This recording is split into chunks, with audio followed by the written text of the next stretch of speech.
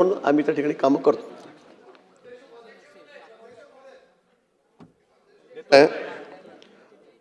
अध्यक्ष महोदय, पूर्ण मुंबईमध्ये सगळ्यात अधिक डोंगर हा माझ्या मतदारसंघात आहे, घाटकोपर पश्चिम. जवळपास 70% हा मतदारसंघ डोंगरानं व्याप्त आहे. माननीय मंत्री महोदय अतिशय सकारात्मक उत्तर देत आहेत आणि त्यांचा नेहमी अतिशय पॉझिटिव्ह अप्रोच असतो, म्हणून यातली काही माहिती सभागृहापुढे येणं आवश्यक आहे. हा सर्वे केव्हा झाला आहे? जिओलॉजिकल सर्वे ऑफ इंडियाचा 2017 साली, आणि त्यावेळी म्हणजे त्याला सर्वे होऊन पण 8 वर्ष उलटली आहेत.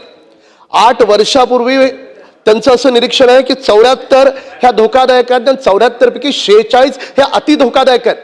म्हणजे 8 वर्षापूर्वी सर्वे होतो आणि 8 वर्षापूर्वी झालेल्या सर्वेच्या बाबतीमध्ये अजूनही कमालीची त्याच्यामध्ये निष्काळजीपणा आहे.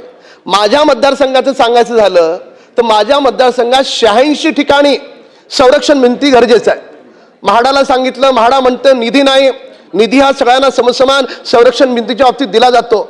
ज्या आमदाराच्या मतदारसंघात डोंगरच नाहीत त्याला संरक्षण भिंतीच्या निधीची आवश्यकता नाही काय? आणि या संदर्भात अजितदादांनी मागच्या टर्ममध्ये स्वतः बैठक घेतली होती. मी माननीय मंत्री महोदय त्यावेळेचे अनिल पाटील यांच्याकडे पाठपुरावा केला होता आणि त्यावेळेस माननीय अजितदादांनी महानगरपालिकेच्या ॲडिशनल म्युनिसिपल कमिशनर होत्या अश्विनी भिडे, तर त्यांना इन्स्ट्रक्शन दिल्या होत्या की आपण 300 कोटी रुपये महानगरपालिकेतर्फे खर्च करा आणि त्या भिंती ताबडतोब बांधून घ्या. वस्तुस्थिती काय? महानगरपालिकेकडून या भिंतीसाठी अजून 1 रुपया खर्च केला गेला नाही आणि आपत्ती व्यवस्थापनचे जे 1100 कोटी रुपये केंद्रातून येणार होते असं ते सगळं एकंदरीत ठरलं होतं. माझा मूळ मुद्दा मंत्री महोदयांना एवढाच आहे की 8 वर्षापूर्वीचा सर्वे आहे. 8 वर्षापूर्वीचा सर्वे, त्याच्यानंतर झोपडपट्टी वाढले डोंगरात, ती वाढणारी झोपडपट्टी थांबवण्याची आपल्याकडे यंत्रणा नाही, त्याच्यामुळे आणखी झोपडी वर जाते. मग त्या झोपड्या वाचवण्यासाठी आपल्याला संरक्षण भिंती बांधाव्या लागतात. आपण माझ्या मतदारसंघातली परिस्थिती घेतली तर मी तुम्हाला किमान 25 घरं अशी दाखवू शकतो की जी जीव मुठीत घेऊन राहतात आणि निधी अभावी म्हाडा काम करत नाही. PWDला विचारलं तर PWD सांगते आम्ही फक्त RCCची भिंत बांधणार. त्या डोंगरात RCCचा ती यंत्रणा पोचणार कशी? तर त्याच्यामुळे अध्यक्ष महोदय हा विषय अतिशय गंभीर आहे. माझं म्हणणं असं आहे की याच्यासाठी काहीतरी ठोस आपल्याला करावं लागेल. आता कितीदा आम्ही पत्र द्यायची म्हाडाच्या सीओना, कितीदा आम्ही पालकमंत्र्यांना भेटायचं, जो निधी आहे तो दिला जातो, पण ज्या ठिकाणी संरक्षण भिंतीची आवश्यकता आहे त्या ठिकाणी सरकार म्हणून धोरण असलं पाहिजे ना. का त्या डोंगर घसरावा लोक मरावी आपण त्याची वाट पाहिजे आहे का? तर त्याच्यामुळे माननीय मंत्री महोदय, आपत्ती व्यवस्थापनचा हा 1100 कोटी रुपये जो निधी आहे आणि माननीय अजितदादांनी महानगरपालिकेला जे सांगितलं की तात्पुरतं तुम्ही 300 कोटीची कामं करून घ्या, तर ही कामं महानगरपालिकेने करण्यासाठी आपण त्यांना निर्देश देणार आहात का? प्रश्न क्रमांक 1. जिओलॉजिकल सर्वे ऑफ इंडियाचा 8 वर्षापूर्वी सर्वे झालाय, पुन्हा आपण नव्यानं करणार आहात का? हा प्रश्न क्रमांक 2. आणि माझ्या मतदारसंघात ज्या 86 संरक्षण भिंती गरजेच्या आहेत, आपण आजच्या अधिकाऱ्यांना सांगणार आहात का की त्यांनी जाऊन तिकडे सर्वेक्षण करावं आणि सर्वेक्षण करून तुम्ही कोणत्या एजन्सीकडून काम करा, MSRDला सांगा, PWDला सांगा, शासनातर्फे करा, BMC तर्फे करा, आमचं काही नाव नाही, पण त्या ठिकाणी 86 ज्या संरक्षण भिंती माझ्या मतदारसंघात गरजेच्या आहेत त्या बांधण्यासाठी आपण अधिकाऱ्यांना निर्देश देणार आहात का? हा प्रश्न क्रमांक 3. सन्मान्य अध्यक्ष महोदय, सन्मान्य सदस्यांनी त्यांच्या मतदारसंघातला अतिशय महत्त्वाचा प्रश्न उपस्थित केलेला आहे. खरं आहे, पण मी आधीच सांगितलं की जवळपास 269 ठिकाणी आपला जिओलॉजिकल डिपार्टमेंटने जो सर्वे केलेला आहे त्यामध्ये घाटकोपरसुद्धा आहे.